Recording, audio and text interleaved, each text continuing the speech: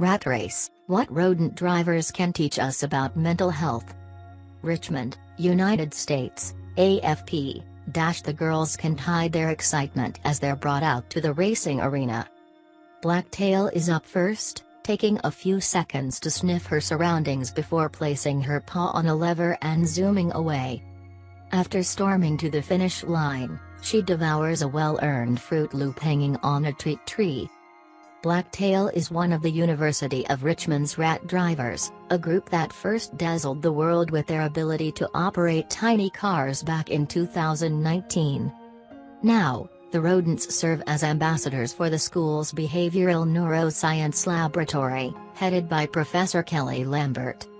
It gets people's attention about how clever and teachable these animals are, explained Lambert, who has to balance her affection for the furry speedsters with the need for scientific detachment, naming them only by the Sharpie colors that mark their tails. The idea of racing rodents started out as a playful challenge from a colleague.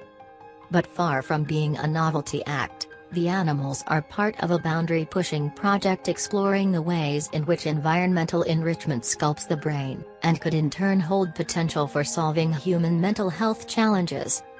For Lambert, one of the great failings of modern medicine has been its inability to cure mental illness through drugs, even as pharmaceutical companies have reaped in huge profits.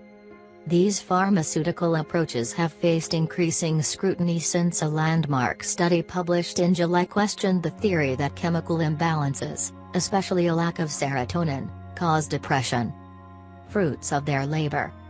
Instead, Lambert sees behavior therapy as the key to treating the mind, which is where studying fellow mammals comes in. Our brains are changing, from the womb to the tomb, she said. If we have some type of engaging life, this is probably important and related to depression. A previous experiment of hers had split rats into groups of workers, who were assigned an effort-based reward task of digging through dirt mounds for a Froot Loop, or a control group of trust fund rats that were simply handed over treats. When challenged with stressful tasks, the worker rats persisted longer than those conditioned to remain in a state of what psychologists call learned helplessness. And when tasked with swimming, the worker rats showed greater emotional resilience, as shown by a higher ratio of the hormone dehydroepiandrosterone to cortisol in their droppings.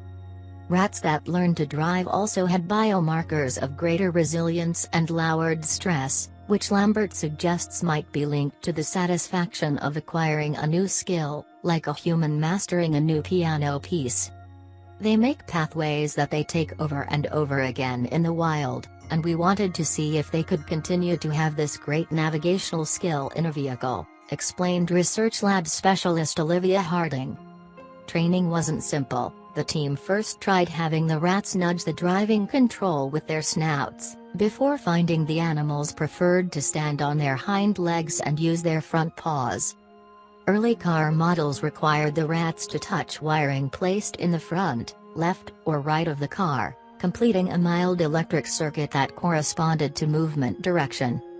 Now, though, they get around in fancier rides with levers designed by a roboticist. Even when their cars were placed in an unfamiliar spot, pointed away from the treat, the rats learned to turn their vehicles and navigate toward the reward, indicating advanced cognitive processing at work. Today's driving ladies, Blacktail and Multicolored Tail, show clear signs of anticipatory behavior when humans enter the room, pacing back and forth and trying to climb their walls.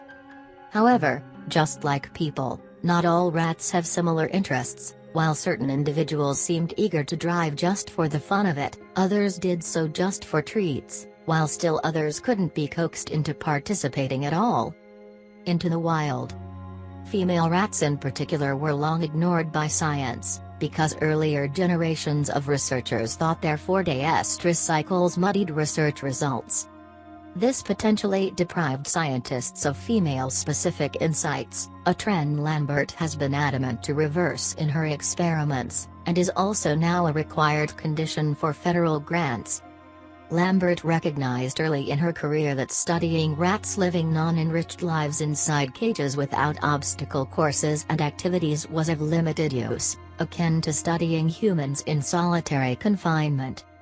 In her driving study, rats raised in enriched cages fared far better at driving tasks.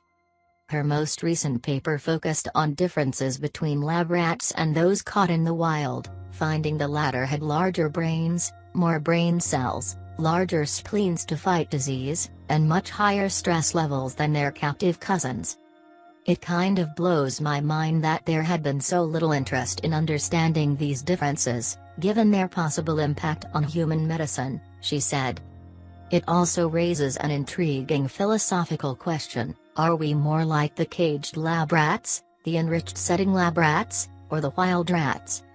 I'm feeling a little bit closer to the provisioned lab rat rather than the wild rat, muses Lambert. But the wild rats, who have to scavenge for food and avoid predators every day of their lives, much like our own ancestors, might have something to teach us about mental resilience.